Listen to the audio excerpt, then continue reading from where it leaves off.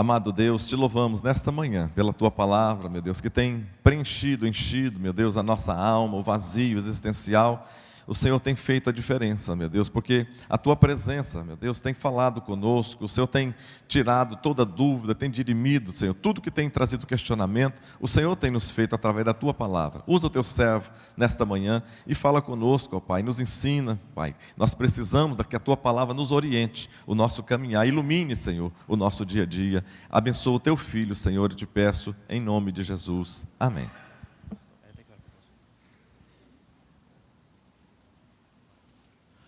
Meus irmãos, a paz do Senhor. Tudo bem?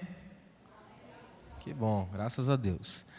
Eu quero reler com os irmãos o texto que está na revista da lição de número 10. Para quem tem a revista, é a página 52. Quem não tem, Sofonias capítulo 3, versículos 1 a 5, depois 13 a 17. Nós vamos falar. Esse aí é o tema da aula. Sofonias, o dia do Senhor está perto. Irmãos, deixa eu dizer uma coisa aos irmãos. Um dos maiores problemas do evangélico brasileiro é a forma como ele lê a Bíblia. É rápido demais, é sem prestar atenção no que está lendo.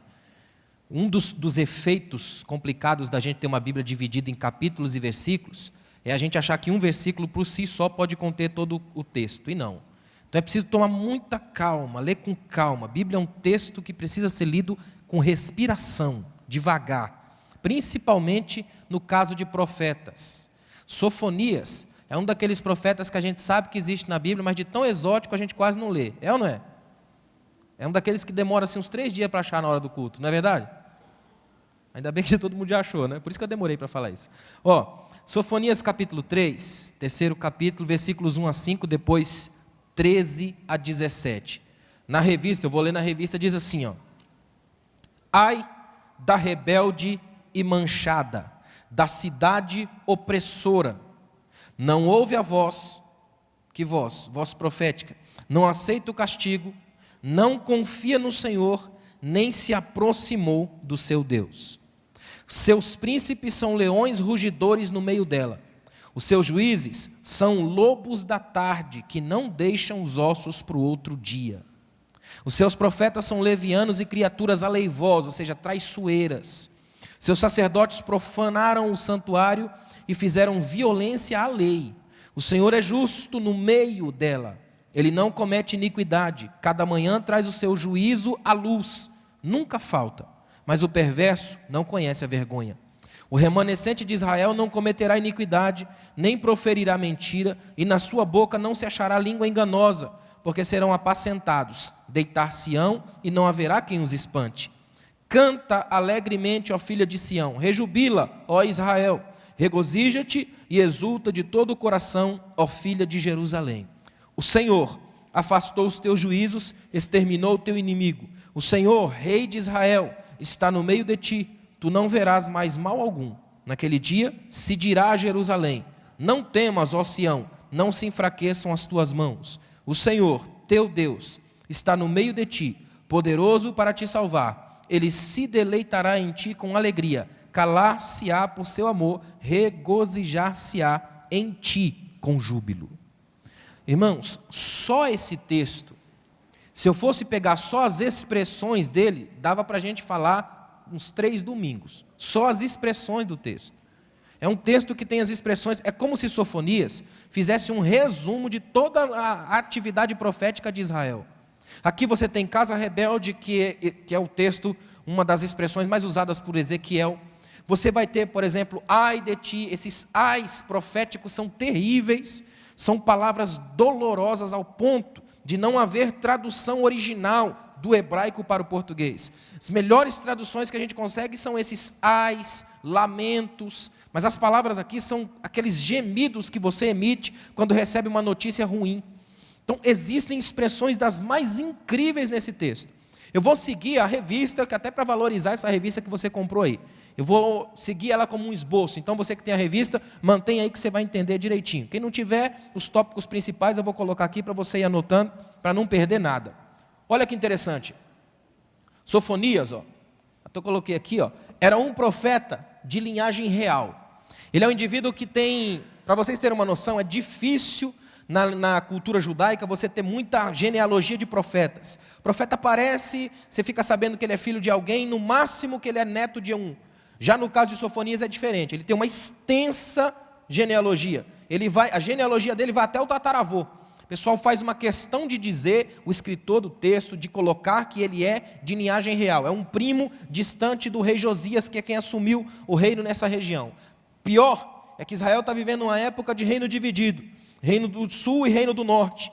Israel vive de uma crise terrível que a gente vai ver mais para frente. Sofonias é um indivíduo que vem de linhagem real, e isso que é importante. Guarda essa informação porque ela vale muito. Mesmo sendo de linhagem real, ele não vai dar uma concessão, não vai dar um jeito de dar vamos passar a mão por cima. O que ele tiver para falar para a casa real, o que ele tiver para falar para os sacerdotes, ele vai dizer. Até porque, escuta o que eu vou te dizer, se a gente cai no erro de falar apenas o que a multidão, o que a massa precisa, ou gosta, ou quer saber, é complicadíssimo. O caso de Sofonias é um caso muito interessante. Ele, Isaías também, que tem uma linhagem que tem um trânsito maior no poder, são indivíduos que, apesar de terem livre acesso ao rei, de poderem chegar na região, vamos dizer, mais alta do poder, na elite da época, em momento algum se corrompem, em momento algum fazem concessões com a palavra, porque eles sabem que a palavra que o Senhor está ministrando ao coração deles é capaz de mudar os rumos da nação. Isso aqui é fundamental a gente entender aqui hoje. Essa palavra que você anda, irmão, que você prega, não é um livrinho qualquer que você prega num domingo à noite. Isso aqui, pode alterar os rumos da nação. Isso aqui pode mudar os rumos da sua família. Isso aqui pode transformar a história da sua casa. Amém, irmãos? Isso aqui é importantíssimo entender isso. Interessante, quando você olha para a linhagem de Sofonias também, o nome dele já é interessante. Sofonias é uma junção de dois termos no hebraico, Zefani e Yah. Esse Yah é a partícula mais tremenda do texto, porque Yah é de onde vem Yavé. É por isso que na revista, aí, algumas bíblias até colocam isso, a palavra Senhor está toda em maiúsculo, não está? É um indicativo da lembrança desse nome. Isso aqui para o judeu é tão sério, que alguns judeus, quando iam escrever essa palavra, Yavé ou Yah, eles sempre cobriam o rosto, até lavavam as mãos para escrever isso. Daí vem aleluia, o final é o Yah, o Senhor. Zefani Yah. Zefani é um termo no sentido de oculto, de escondido, mas não no sentido de ruim, de coisas tramóias. É o sentido de um precioso oculto, algo que é tão importante para você que você esconde. É a mesma raiz do que Davi quis dizer quando escreveu um salmo dizendo assim, escondi a tua palavra no meu coração.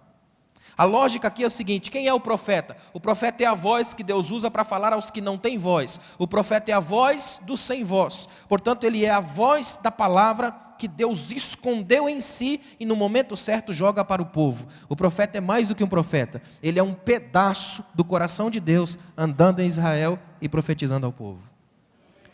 Só isso aqui para mim é extremamente importante, porque isso aqui já quebra o chamado ministério profético de muita gente rondando as igrejas de hoje. Olha para o que eu vou dizer aqui. Sabe quem é o profeta na Bíblia, na mentalidade judaica? O profeta não é um indivíduo que fala palavras de Deus, porque isso qualquer um pode falar. Mais ainda, o profeta não é um indivíduo que fala as palavras de Deus, porque ninguém consegue captar o que Deus sente. E eu vou provar isso para você. Você está com uma dor de dente terrível, sabe aquela terrível? Aquela que você rola na cama a noite inteira e não, é terrível. E a esposa ainda olha e fala assim, não deve estar doendo tanto assim. Não, porque não é você, né? É complicado explicar. Aí você chega no outro dia, vai no dentista com isso aqui inchadão, o dentista olha para você e fala assim, como é essa dor? Eu pergunto, dá para explicar? É fácil explicar a dor?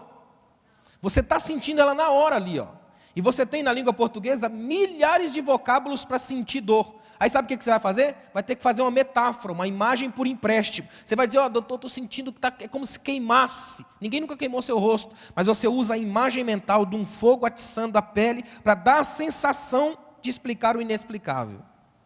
Se você, sentindo uma dor aqui do lado, com um dicionário do seu lado, com milhares de palavras para explicar, não consegue explicar, eu pergunto, alguém aqui consegue explicar o que Deus está sentindo no céu? Não dá, irmão. Aí é o profeta. Quem é o profeta? O profeta não é quem fala a palavra de Deus. é o quem sente o que Deus sente. Chama-se patós no grego, de onde vem empatia, sentimento. Antipático, a antipatia, o indivíduo que não entra no seu sentimento. Simpático, o mesmo sentimento, alguém que viaja para dentro das suas sensações. Portanto, quem é o profeta? É o indivíduo que comunga o sentimento de Deus. Em outras palavras, Jeremias não chora, ele empresta o rosto para Deus chorar. Cada lágrima de Jeremias são lágrimas de Deus. Quem é Sofonias? É alguém em quem Deus está escondendo as palavras mais tremendas e mais duras, para na hora do pior dia de Israel, jogar essas palavras com a força e o impacto do que Deus está sentindo. Os rabinos dizem que um profeta é fácil de você conhecer no meio da multidão. O profeta é o único no meio da multidão que anda com a cabeça e o corpo curvado, porque o peito dele está pesado, porque já não tem só o coração dele, ele carrega o coração de Deus, e isso pesa. Esse é o profeta. Ou seja, o profeta, traduzindo bem para você entender bem, o profeta não é aquele que chega para você e fala: irmão, estou sentindo que Deus vai abençoar você essa semana com um dinheirinho lá. Não, o profeta faz o cheque e entrega, porque ele sente a mesma coisa que você sente. O profeta não é aquele que fala para você: irmão, você está precisando de alguma coisa? Ele vai lá e leva. O profeta sente o que Deus sente. O profeta não vai chegar para você e falar: irmão, eu estou sentindo de Deus que alguém vai te dar um abraço aqui nesse culto essa noite. Não, o profeta vai e te abraça. E quando ele te abraça, você não sente ele, sente os braços de Deus. O profeta sente o que Deus sente. Ele é o oculto de Deus, o escondido, a joia de Deus. Em outras palavras, se ele é o escondido, ele não tem palco, é ou não é? Ou seja, o profeta é meio anônimo, não tem palco, não tem mídia, não tem aplauso. Aliás, aqueles que gostam de bater no peito e dizer que é profeta, fica esperto, o profeta é caçado o tempo todo. O profeta vive na berlinda a todo momento. O profeta vive como se tivesse com aquele senso da mira todo em cima dele. O profeta é alguém que Deus esconde, porque se não esconder, o povo mata. Zefania, aquele que é escondido de Deus. Deu para entender? Isso é só para você ter uma noção de quem é esse indivíduo aí. Agora, olha que coisa interessante. Ele vai falar sobre os juízos de Deus, está na introdução aí. Sofonias era um profeta de linhagem real. O profeta pronunciou alguns juízos de Deus sobre o mundo, sobre as nações gentílicas e sobre Judá. Mas ele também destacou o fato desse dia trazer a restauração. Agora olha que interessante. Juízos de Deus sobre a nação. Sabe o que é interessante? Sobre as nações, na verdade. Para ele, para Sofonias, quando ele se levanta e vai profetizar para Israel naquele momento, ele não está só falando para Israel. A coisa mais interessante dos profetas bíblicos, sabe qual que é? Eles são extremamente antenados. Eu tive um professor que dizia que o profeta bíblico é o indivíduo que andava com a Bíblia numa mão e o jornal do dia na outra. É interessante. Ele é um indivíduo antenado. Todo profeta bíblico é antenado. Ele fala do que está acontecendo ao redor das nações vizinhas. Ele não é um indivíduo bitolado ali, que só ministra, que só profetiza dentro do seu círculo quadradinho, do seu movimento quadradinho ali, do seu círculo de influência. Ele é um indivíduo que profetiza para todo mundo. Ele atinge nações. Ele compreende o que está acontecendo na geografia mundial. Sabe o que é isso para nós hoje?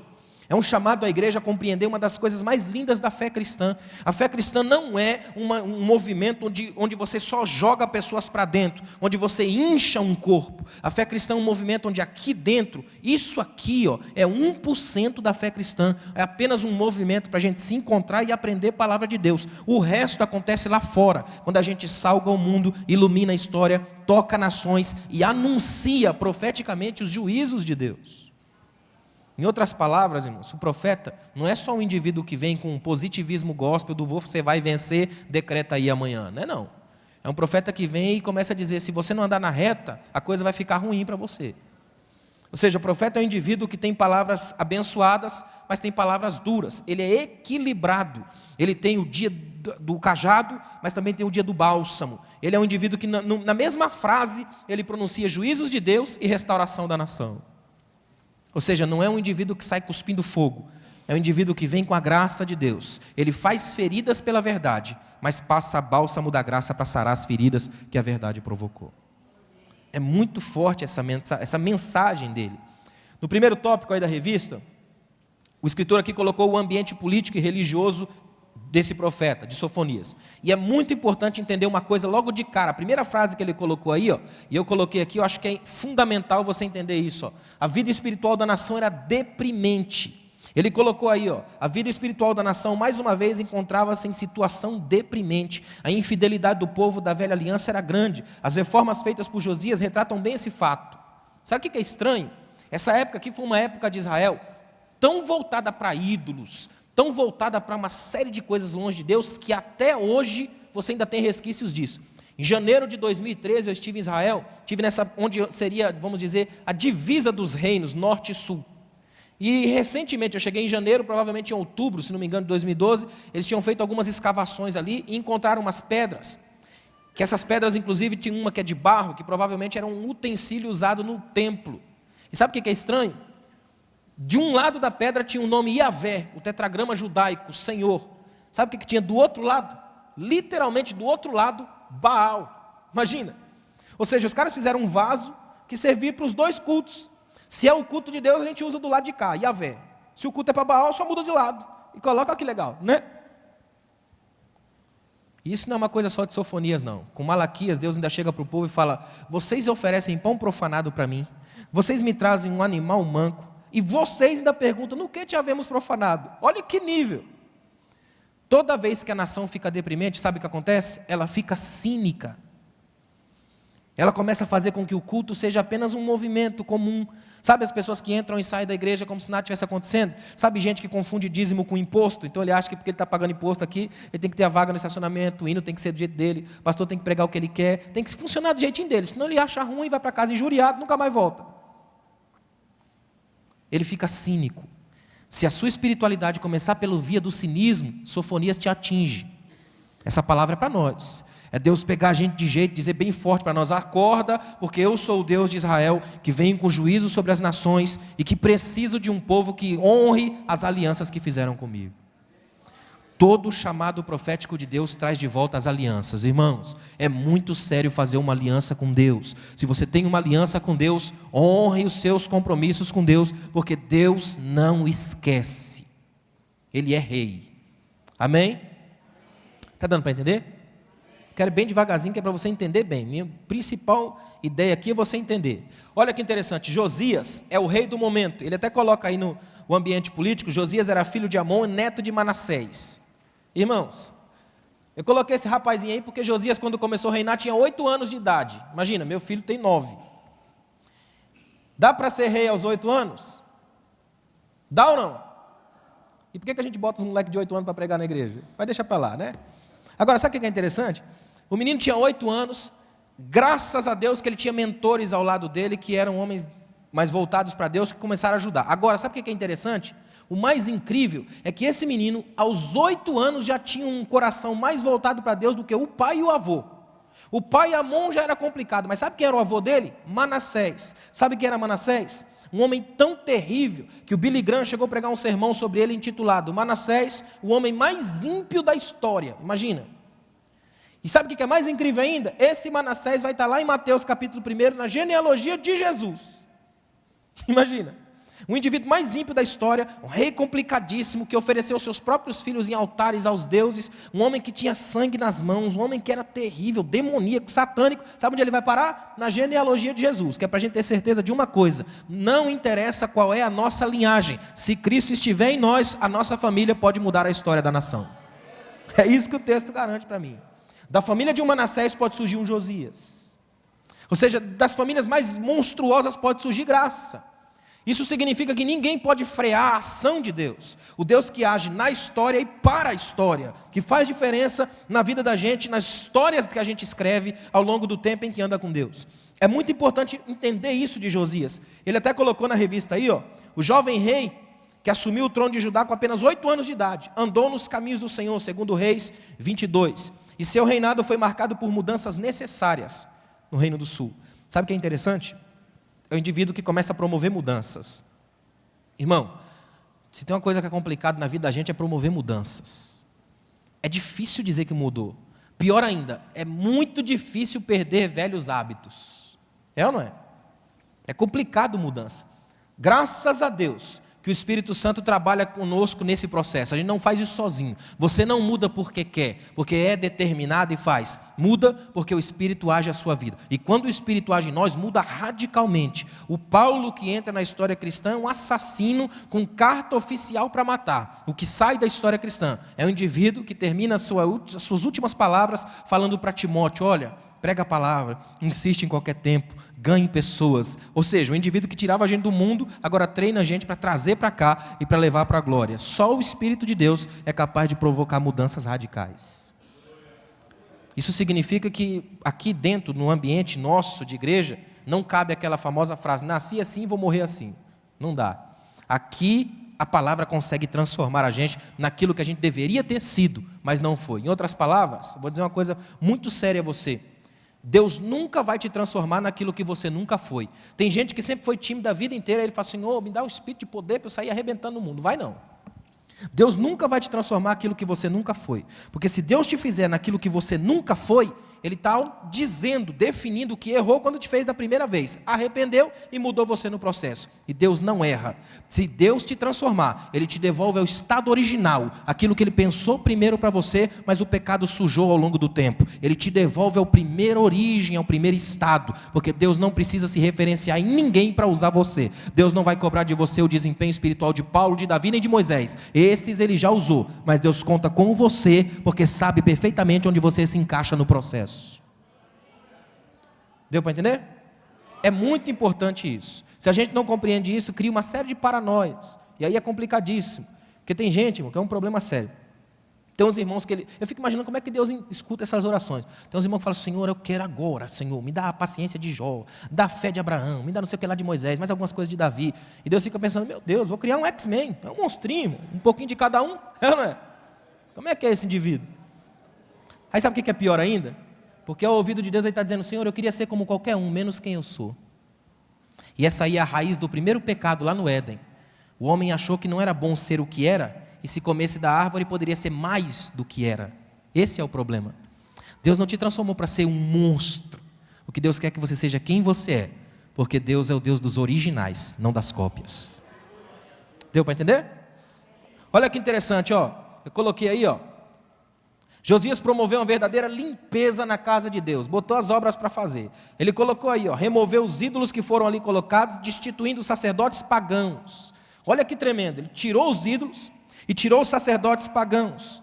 Seu trabalho de purificação estendeu-se pela fronteira do reino do norte em Betel, depois restaurou a celebração da Páscoa. É um indivíduo que, apesar de ser novo, mostrou para todo mundo que tinha pulso firme. Vamos colocar mudanças em curso. Primeira coisa a fazer, tira os ídolos. Segundo, tirem os sacerdotes dos ídolos, porque pior do que o ídolo é o sacerdote atrás do ídolo. Ou seja, pior do que a idolatria em si, o ídolo, a imagem, o santinho, é quem promove isso aqui, ó. É quem lucra com isso, é o mercado que existe atrás disso. Esse é o grande problema, é que existe atrás da idolatria, olha que tremendo, olha a mentalidade que o profeta deflagra. Ele está mostrando o seguinte, atrás da imagem do ídolo, existem os pequenos ídolos, o jogo religioso predileto é a idolatria, porque o problema da idolatria não é a imagem em si, porque a imagem em si é só imagem, o problema é o que tem atrás dela, toda uma indústria que funciona atrás do ídolo, e que escraviza para que isso permaneça. Josias entendeu isso. E o que é melhor, na época de Josias ele tem 2 profetas extraordinários, tem Sofonias e Jeremias, contemporâneos, que estão no mesmo processo. Eu quero que você guarde uma coisa no seu coração aqui, ó. Se você quiser uma mudança radical na sua vida, a primeira coisa a fazer é abrir mão dos ídolos. E a gente tem ídolos todos os dias. Se o seu carro vale mais para você do que a presença de Deus, ele é seu ídolo. E precisa abrir mão do seu ídolo. É por isso que na igreja a gente é educado, Deus nos educa na igreja até pela via capitalista da coisa. É interessante isso. É por isso que todo mês você vem lá e dizima, por exemplo. Sabe o que é interessante disso? É você dizendo para Deus que seu bolso não manda na sua vida. É interessante isso. Ele não é o dono dos seus dias. Você manda nisso. Você está acima disso. É tão perigoso quando as coisas tomam lugar de Deus na nossa vida. Porque isso vai gerar um coração idólatra. E um coração idólatra vai ficar com um vazio brutal no peito. Porque nada consegue preencher o vazio gerado pela ausência de Deus. É por isso que quem tem a presença de Deus é tão tremendo, irmão. A igreja é um lugar que eu gosto dos contrassensos da igreja. Por isso que eu amo a igreja.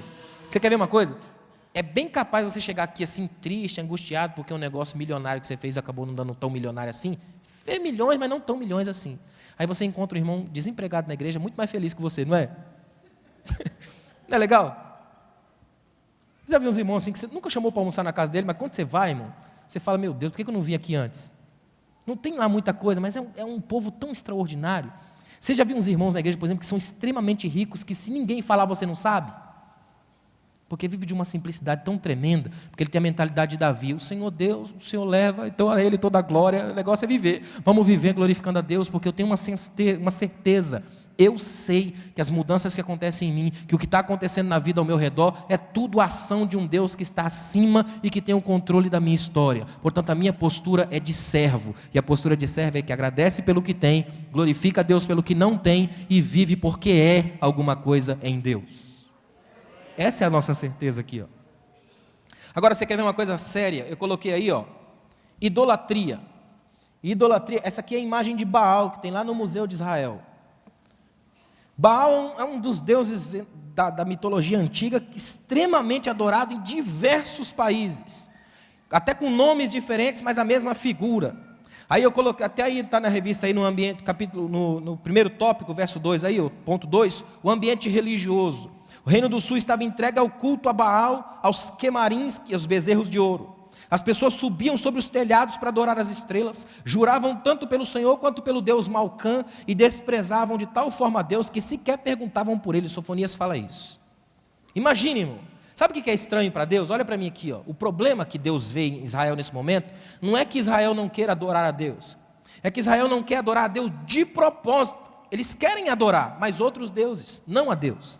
É deliberado, é uma vontade que quer de fato fazer. É como se ele dissesse: Deus, eu não estou interessado no Senhor, eu quero outros deuses. E não tem nada que mais machuque o coração de Deus do que indiferença. Irmão, o contrário do amor não é o ódio, é a indiferença, é virar as costas, é quando você não está nem aí. Quer ver uma coisa? O ódio ainda deflagrado, ainda dá tempo, pelo menos joga tudo. A indiferença não, a indiferença é quando você já nem fala mais, deixa rolar. Legal é você ver indiferença no casamento. Quer ver uma coisa? É fácil você saber quando um casal está vivendo um tempo de indiferença assim, de um para o outro. Por exemplo, a esposa não se mete mais na roupa dele, então ele vem para a igreja parecendo uma caixa de lápis de cor existencial. Todas as cores que ele tem, ele põe. E ela deixa ele vir de propósito, que é para o povo rir. É indiferença, não está nem aí. Ninguém liga mais para um nem para o outro. É como uma esposa, o marido chegou em casa e falou: meu amor, o que você faria se eu ganhasse na loteria? E ela assim, bem tranquila, falou: eu pegaria minha metade e ia embora na mesma hora. Ele falou: também, ganhei R$12, toma seus 6 contos e some. A indiferença faz isso. É quando você não está nem aí para o outro, não importa mais. Você bate, também recebe e fica por isso mesmo. Eu estou falando bem isso aqui para você entender uma coisa. Sabe quais são as duas imagens de Deus em todos os profetas? Deus se apresenta com duas formas. Ou Deus é pai, ou Deus é amante. E sempre é um pai decepcionado ou um amante traído. Sempre. A figura que Deus mais usa na relação com os profetas dele, com Israel, é de marido com esposa. E sempre uma figura de traição, de indiferença, de crise. É estranho isso. Não é à toa que uma das imagens que Deus usa para se mostrar à igreja é de noiva. Relação familiar, relação que tem contato, que entende indiferença, que reconhece defeitos. É muito sério isso. Sabe, em outras palavras, o que é a idolatria? A idolatria é o marido estranho. É o corpo estranho da fé. Traduzido para hoje, numa linguagem bem simples, é o Ricardão celestial. Ele se move entre você e Deus. Você é noiva de Cristo, tem um compromisso com Ele, mas aí entra a figura estranha, a idolatria, o Baal. Não é à toa que os jovens ainda hoje vão para a balada, a Baalada, a festa de Baal. São as noites estranhas, são as crises, as coisas monstruosas. Israel sempre teve esse problema com idolatria. Isso aqui para Israel ficou tão marcado na história de Israel, isso aqui é tão forte na história de Israel, que até hoje em Israel tem um sério problema com o negócio de imagem. Quem já foi em Israel sabe isso, você anda Israel inteiro, é difícil achar uma imagem. Por exemplo, a única estátua de Davi que existe em Israel foi um presente de um governo para Israel, por isso Israel não pode jogar fora, mas mesmo assim de vez em quando alguém vai lá e picha a estátua. Porque eles levaram a sério, viram o quanto aprenderam, quanto sofreram na história por causa da idolatria. Aí talvez você pense assim: não, mas eu só adoro a Deus, não tem problema de idolatria. Só que pequenos focos de idolatria enchem a nossa vida todos os dias. Quer ver uma coisa? Por isso que Deus chega para Abraão e chama Abraão e pede Isaac. Deus não está querendo ser o primeiro no coração de Abraão, porque o primeiro divide espaço com o segundo, o terceiro e quantos mais couberem. Deus quer ser o único no coração de Abraão. Isso não é egoísmo divino, não. É que quando Deus é o único, Ele abre espaço para tudo que você quiser colocar, porque Ele já é o foco, Ele já é o centro. nunca faça a miserável opção de se dobrar perante outros deuses. Levante um altar na sua casa para Deus. Matthew Henry escreveu que onde nós tivermos uma tenda, Deus precisa ter um altar. Porque se Deus tiver um altar, o céu vai morar com a gente. Amém? Olha que tremendo. O texto vai dizer, mais para frente aí, que Jerusalém será esquadrinhada, ou seja, vasculhada. É Deus falando para o profeta: eu quero que você olhe toda Jerusalém, observa tudo, cada ponto, cada foco, escreve tudo. Aliás, Deus fez isso com todos os profetas aí, andam por Jerusalém e escreve. Para Jeremias é pior ainda, porque ele passa o tempo todo profetizando, Israel não está nem aí, vem uma devastação, mata, acaba com Israel, e ele é obrigado a andar pelas ruas devastadas de Jerusalém, escrevendo o que aconteceu, num livro chamado Lamentações, que não dá nem para traduzir o original, a palavra Eishá. Eishá é um grito que não chega a sair, ele fica preso entre a garganta e a boca, sabe qual é?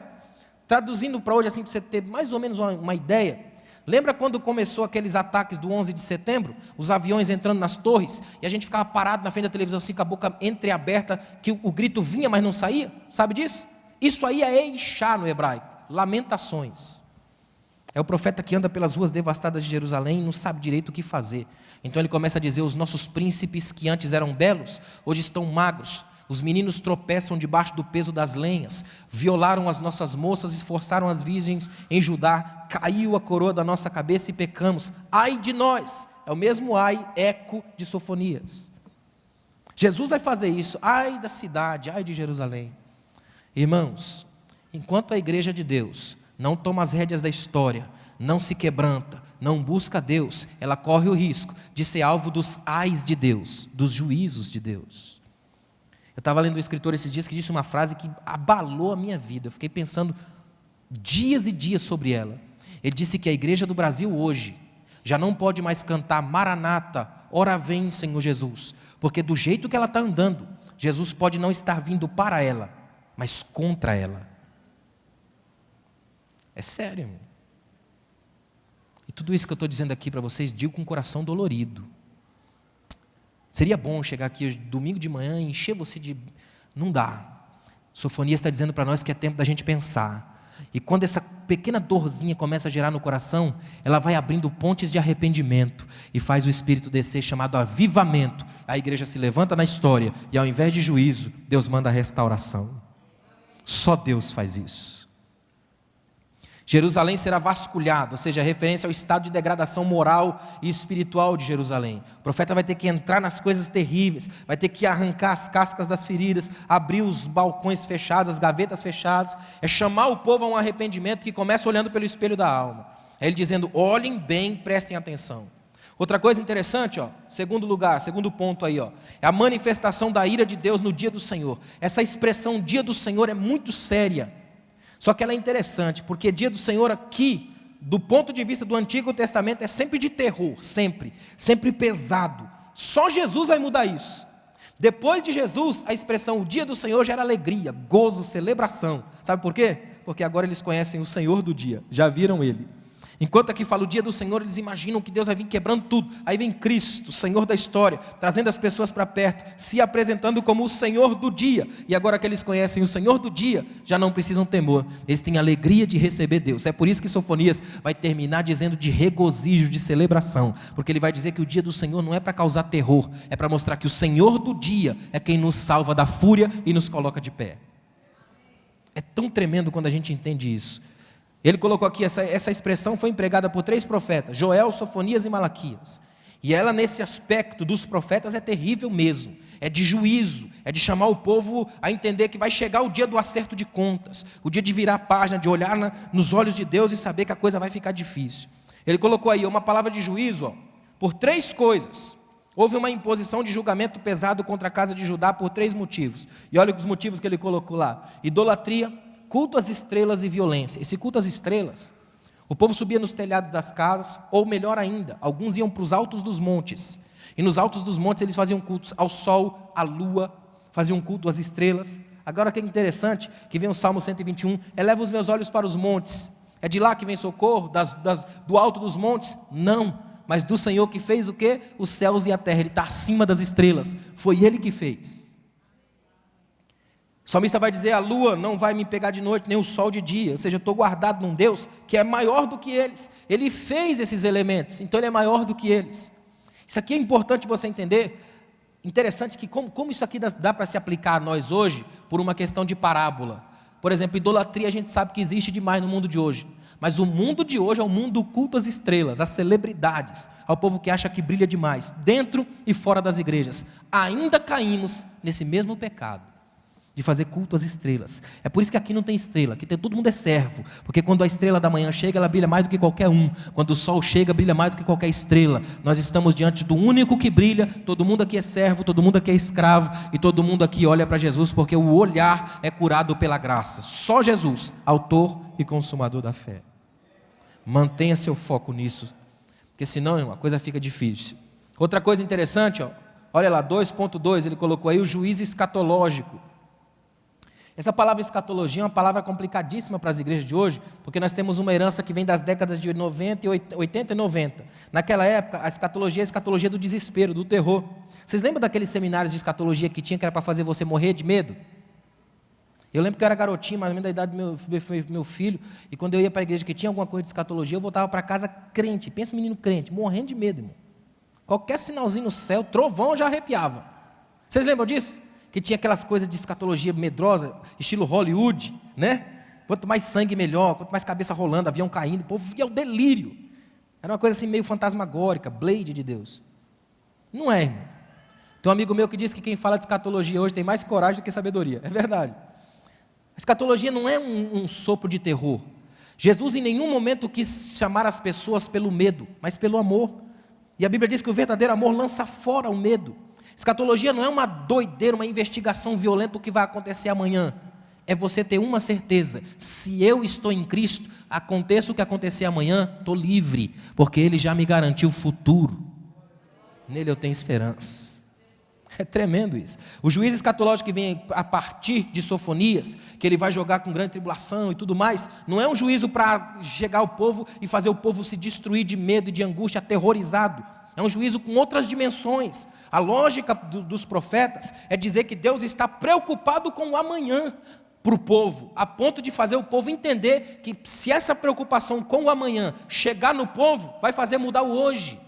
É a preocupação com o amanhã que te faz mudar o hoje. Qual que é a lógica dos profetas? Fazer você entender que o dia de Deus está vindo, que o dia do Senhor vem com tudo, que o juízo escatológico vai chegar, que é para você entender: eu preciso me preparar para o amanhã. E como que eu faço isso? Vivendo hoje com Deus.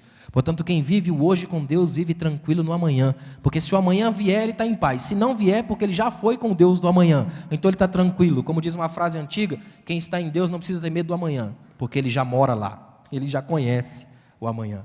Ou seja, não é para você ter medo, sair por aí apavorado pelos juízos escatológicos de Deus. É para você ter uma certeza: eu sei que o Deus que esteve comigo no começo, que está comigo no enquanto, estará comigo no final. É uma coisa tão simples isso. É que as pessoas inventam cada coisa. Tem gente que faz cada coisa que é terrível. Tem irmãos, por exemplo, eu lembro de um irmão que tinha na igreja que eu congregava lá com a minha mãe quando era pequeno, que ele tinha um cartaz que ele mandou fazer com imagens terríveis de dragão, de coisa, aquilo outro. Eu ficava morrendo de medo daquele cartaz dele. A ideia era fazer com que você saísse aterrorizado do culto. E eu pergunto a você: você conhece alguém na Bíblia que encontrou com Jesus e saiu aterrorizado? Nem na hora da morte dele teve terror, porque Jesus é um Deus capaz de mostrar para mim e para você que quem anda com Ele tem um final de glória, um final tranquilo, um final de vida. A questão não é o que você vai fazer amanhã, é o que você vive hoje, porque vivendo hoje com Deus, você garante seu amanhã de paz. Esse era o problema de Israel. Não queria Deus hoje, queriam outros deuses hoje. E quando você busca outros deuses hoje, pode ter certeza que você não vai encontrar Deus amanhã. É muito sério isso. Sabe por quê? Olha que coisa interessante. Ele coloca no 2.3 aí uma chamada ao arrependimento. Os profetas geralmente incluíam em seus discursos uma palavra que conclamava o povo a buscar a Deus. Sofonias, por exemplo, contou com aqueles que possuíam um espírito manso e sensível para buscá-lo e que não formavam coro com o restante da população transviada. Em outras palavras, justiça e esperança. Ou seja, o profeta não é um indivíduo que chega colocando todo aquele peso de angústia, de depressão, de crise sobre você. É um indivíduo que vem mostrar o cenário, mostra a situação crítica, para depois da situação crítica, te mostrar justiça e esperança. Duas palavras-chave do envolvimento com Deus. É quando você tem e é justo, e você gera e trabalha pela esperança.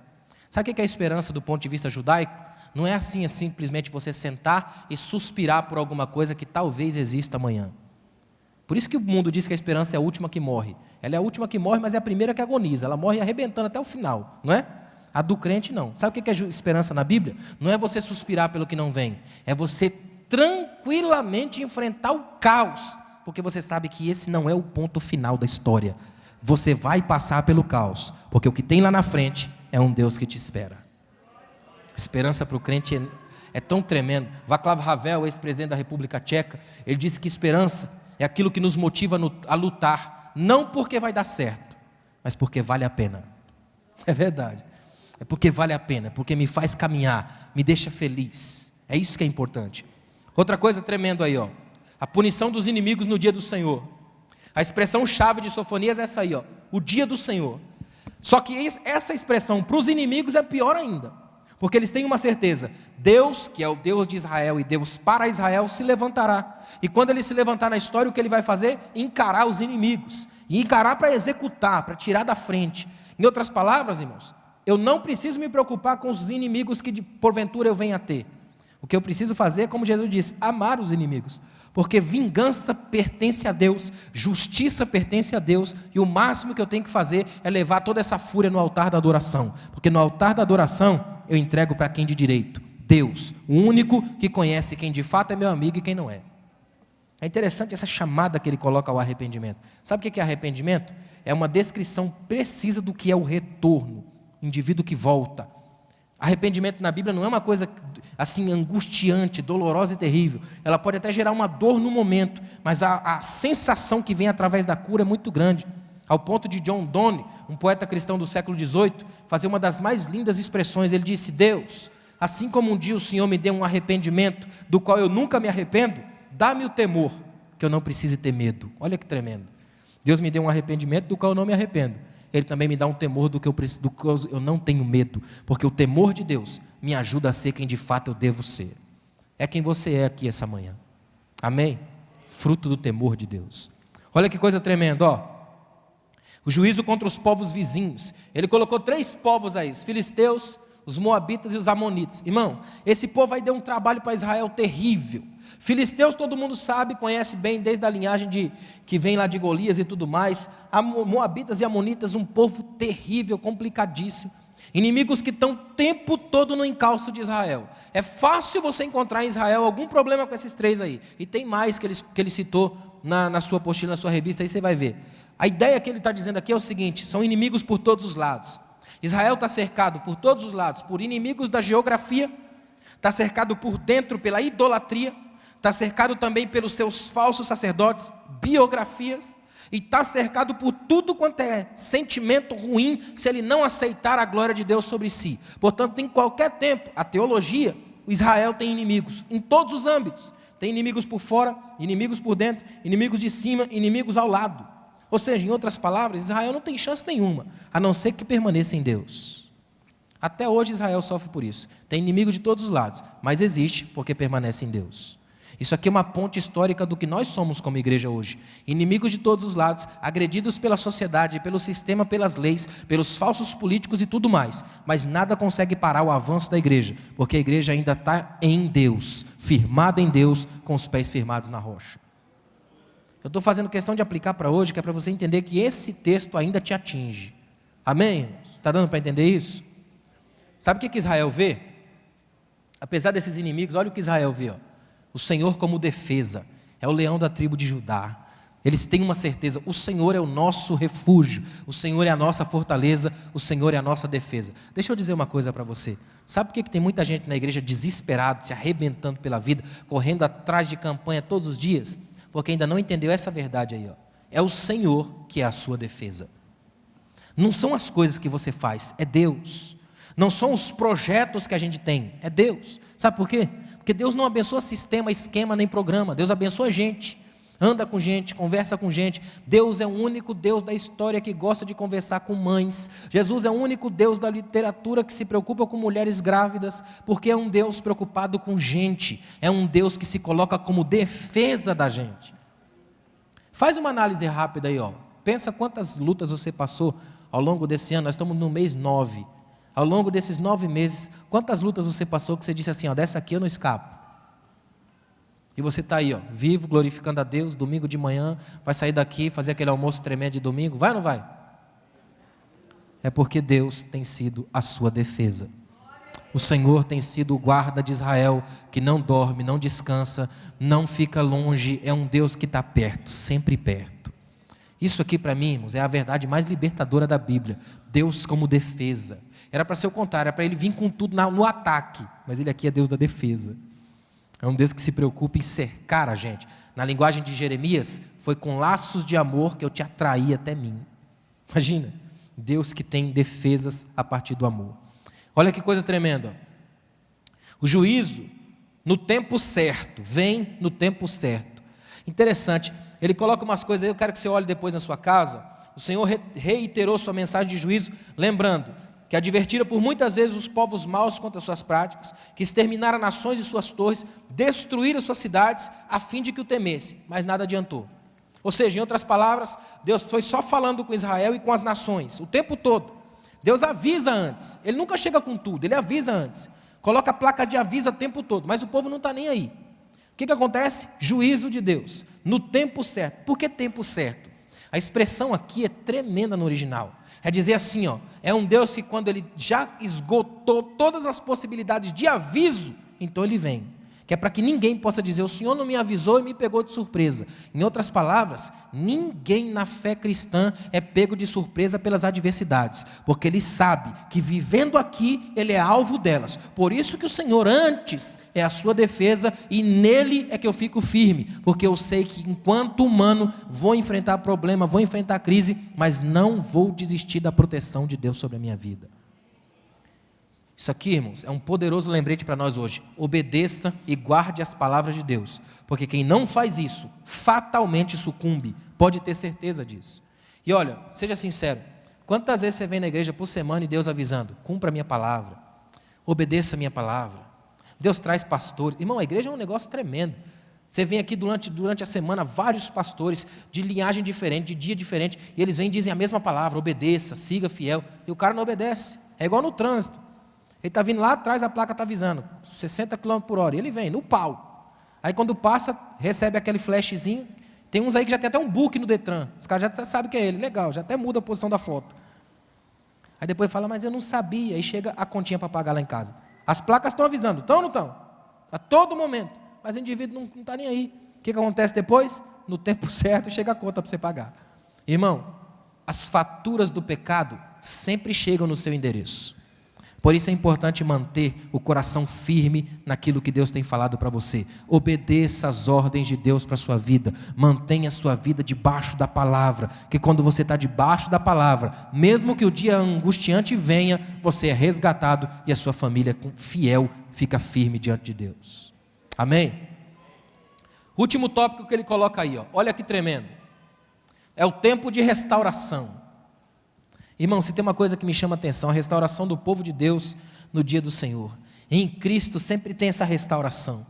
É isso que mais me encanta nos profetas. Profetas como Amós, por exemplo, que são duros, complicadíssimos, sempre tem uma palavra de esperança. Mesmo no Lamentações de Jeremias, tem imagens da restauração, sempre tem a palavra da esperança. Em outras palavras, sempre tem isso aqui, ó, que é o remanescente fiel. Sempre tem um remanescente fiel. Deus não fica sem testemunho na história. Deus não fica num tempo de devastação total. Em outras palavras, é o que Deus diz para Ezequiel. Olha para esses ossos secos. Pode surgir alguma coisa daí? Aí Ezequiel fala, o Senhor sabe. E sabe mesmo. Que só Deus consegue ver um exército em ossos. Sabe o que significa isso para nós hoje? Não existe um tempo de angústia que possa decretar o fim da esperança de Deus. Não existe tempo de luta que possa decretar o fim da vitória. Se Deus está conosco, temos uma certeza, o remanescente fiel, a esperança, a restauração no tempo de Deus acontece. Irmão, restauração é quando Deus pega aquilo que é ruim, que está quebrado, machucado, e devolve a forma original. É um Deus que trabalha dentro do processo. Interessante que eu estava olhando para essa palavra restauração.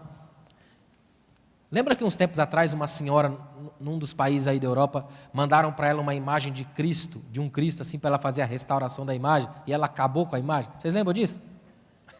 Você bota no Google restauração imagens, aparece logo essas imagens dela. É interessante, por incrível que pareça, a imagem da restauração horrível dela entrou para a história, todo mundo conhece.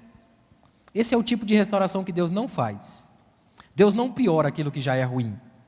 O que Deus faz, irmão, é transformar em extraordinário aquilo que ninguém via nada.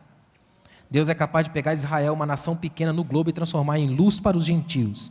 Deus é capaz de pegar quem não é, para confundir quem acha que é. Deus ainda é o Deus dos pobres, dos nobres e daqueles que ninguém vê. É um Deus que age nos pequenos. É um Deus que quer os ocultos de Deus, os escondidos dele. Joias preciosas guardadas. Olha que coisa tremenda. Quando Deus trabalha com isso aí, Ele traz para nós esse foco de restauração completa. Sabe o que é restauração para Deus do ponto de vista dos profetas? É Deus, olha para mim aqui, é Deus fazer com os judeus aquele sentimento de que a relação que foi cortada, obstruída por alguma coisa, volte ao início. É como Deus faz com Oséias. Em Oséias Deus chama Israel de Efraim, que é uma linhagem jogando lá nos filhos de José, e aí Deus fala para Efraim assim: Efraim, eu te vi andar, eu levantei você, eu me abaixei para te pegar no colo, só que aí você cresceu e esqueceu de mim. Volta, Efraim. Olha que tremendo. Sabe o que Deus está dizendo aqui? Restauração do ponto de vista dos profetas na Bíblia é sempre Deus trazer de volta a relação antiga. Em outras palavras, para você entender bem, é como se você pegasse hoje seus filhos já crescidos e devolvessem ele aquele tempo onde eles ficavam no seu colo, onde brincavam com você, o tempo da criança pequena. Não é à toa que até hoje as melhores lembranças da gente são lembranças da infância. Não são? Uma das coisas que eu acho tremendas aqui no culto, eu gosto de vir, você gosta de vir cedo para os cultos? Quando está cantando aqui o louvor, tem umas menininhas que ficam dançando aqui na frente, não tem? Não estou falando daquelas que ficam aqui em cima, aquela lá ensinar. Eu gosto das meninas. Porque aqui em cima, quando a gente dança, faz para Deus e tal, mas aqui, se alguém errar aqui, os irmãos já ficam meio assim, né? Mas aí elas aqui embaixo têm liberdade para errar. Já viram? Elas erram. Eu acho legal que às vezes elas estão dançando, esquecem que estão dançando e começam a brincar. Depois volta para a música de novo e dança de novo. Como Deus gosta dessa relação. Isso aí é restauração para Deus. É Deus falando: de novo meus meninos podem brincar. De novo a coisa saiu, o tempo do castigo, da bronca passou, pode sair do quarto e vir para o abraço do pai. Restauração é o pai chamando Israel para o seu colo de novo, para poder brincar de novo com a sua criança feliz. Tomara que Deus fale isso ao seu coração aqui hoje. Restaure um tempo de conformidade com Deus, de relação com Deus, a ponto de você poder voltar ao colo do pai. Amém, irmãos? Para terminar, guarda no seu coração isso aqui, Olha que tremendo, o Senhor jamais desiste do seu povo. Irmãos, se tem um povo complicado na terra, era Israel. Povo que ficou o tempo todo com idolatria, povo que ficou o tempo todo contra Deus, foi terrível. Mas se tem uma coisa tremenda, é que Deus nunca desistiu do seu povo, nunca. A ponto de quando Deus está muito irado com Israel, Ele levanta o profeta e chama Israel de Jacó, que é o nome antes da transformação. Jacó, estou te vendo, bicho terrível. Aí quando a coisa está linda, ele fala: Efraim, meu menino, minha pérola. Irmão, como é bom saber que Deus conhece você antes da transformação. E Deus me conhece antes do nascimento. Projetou a gente, para a gente estar aqui hoje. Para terminar, olha que tremendo. Alegria no Senhor é o fechamento do livro de Sofonias e de qualquer outro profeta. Se você pegar os profetas na Bíblia, eles sempre terminam com notas de louvor, cânticos de alegria. Jesus é a mesma coisa, na qualidade de profeta, sempre que ele faz alguma coisa, vem a nota de louvor, de adoração. Sempre tem alegria no Senhor, dentro dele. Sabe o que é alegria na mentalidade profética? Não é indivíduo que ri para qualquer um o tempo todo. Como diziam os antigos cantores, sorrir é bom, mas sorrir de tudo é desespero. Eles não riam de tudo, não. Eram indivíduos que, apesar das lágrimas, eles tinham uma certeza: a lágrima pode durar a noite, mas amanhã a alegria virá. Há um Deus que não se afoga nas minhas lágrimas. Há um Senhor que me restaura em todo o tempo. Há um Senhor que conhece a minha vida. Sabe o que Deus está dizendo para Israel, num tempo mais profundo? É Deus dizendo: Israel, volta para mim, que eu apago os teus pecados, perdoo os teus pecados, saro as tuas feridas. E a gente retoma a relação de onde parou, daquele começo entre pai e filho, amando e sendo amados. Fica de pé, por favor. Eu quero fazer uma oração com você. Eu quero que você guarde no seu coração, quando a gente fala assim, hoje, o dia do Senhor está perto. Deixa eu te explicar uma coisa aqui, Se hoje fosse a época de Sofonias, e ele chegasse aqui agora com o microfone na mão e dissesse: gente, o dia do Senhor está perto, provavelmente a gente ia sair correndo daqui. Mas depois de Jesus, quando a gente chega aqui e fala: pessoal, o dia do Senhor está perto, o coração queima, é alegria, porque a gente sabe agora que o Senhor do dia vai vir buscar a gente. Jesus conseguiu corrigir essa relação. Nele agora a gente pode esperar o dia do Senhor.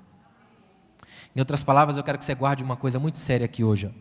Se você está em Cristo e é nova criatura e ama Jesus, tudo o que você mais sonha na vida é que o Senhor do dia chegue. Que Ele vá até a sua casa, que Ele ande com você, que Ele te leve para a glória. Amém, irmãos? Feche os seus olhos. Obrigado, Senhor. Obrigado por esse dia, obrigado por essa aula, obrigado por esse momento que nós passamos aqui essa manhã, Pai. Que a Tua presença, a Tua grandeza, Senhor, esteja conosco mais uma vez, ao longo deste dia. Anda conosco, Senhor. Viva conosco mais esse dia, em cada aspecto, em cada relação, Senhor. Queremos que a nossa relação contigo seja essa, filhos e pais, uma relação de amor, de vida, de graça. Somos os teus meninos, as tuas meninas que carecem de ti, que precisam do teu abraço, que não podem existir sem a tua presença. Somos, Senhor, ansiosos pelo Senhor do dia e pelo dia extraordinário do Senhor. Que saiamos daqui hoje como ocultos em ti, escondidos no teu abraço, para nunca mais esquecermos que o Senhor é o Deus que anda com os seus e que conhece aqueles que escolheu. Obrigado, Senhor, por cada vida aqui hoje. Em nome de Jesus. Amém. Obrigado, irmãos. Obrigado, pastor. Deus abençoe.